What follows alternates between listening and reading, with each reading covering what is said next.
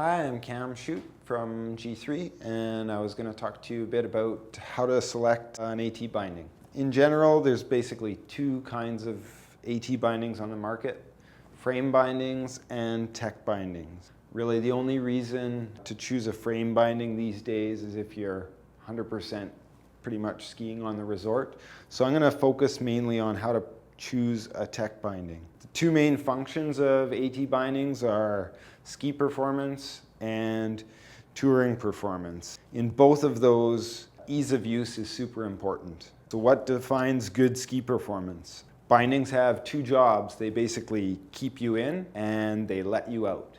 So you want a binding to do both of those jobs reliably and appropriately for your use. So in terms of the things that are important for ski performance, a lot of people get hung up on release value and just a single value, like does it go to 16 or whatever. And that's important to know because the release value defines what force or torque will let you come out of the binding. But some really important considerations are energy absorption and the prevention of pre-release mechanisms. We've worked really hard to eliminate a pre-release mechanism on the toe, and that essentially is something that is real life safety. It keeps you in the binding. It absorbs energy better than other products. The other main job for ski performance for a binding is to transfer the load to the edge.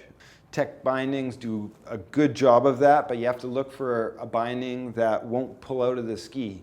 You want a wide mount pattern, well spread out forces, because the toe transfers most of the load in tech bindings. You want anti-friction devices on the binding, and you want the binding to be able to deal with snow packing, because all of these real life things affect safety and reliable release. Lastly, we 100% calibrate and check every individual unit that goes out the door and ensure that those release values are right in the middle of the range where they should be.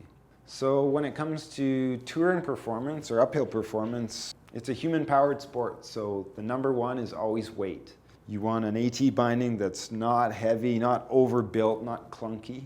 The things you do the most while you're touring uphill is adjusting your heel lifts. That's one of the things that you want to look for and find the easiest, most effortless lifts to flip. You want big targets to aim for because you don't want to be fiddling around with your pole. So in order to go touring, you've got to step into the binding. And quite a few years ago, that's where we saw our biggest opportunity to make tech bindings easier to use, was to just make the process of getting into them easier. The combination of our toe jaw dynamics and our boot stop make it so that step in is super easy. Just place the boot in the position and press down. To go touring, you do a simple lock of the tour mode and then you're ready to go touring. To minimize the possibility of snowpacking affecting how you stay into the binding, you want to look for a couple things in the binding. You want the binding to be able to clear snow.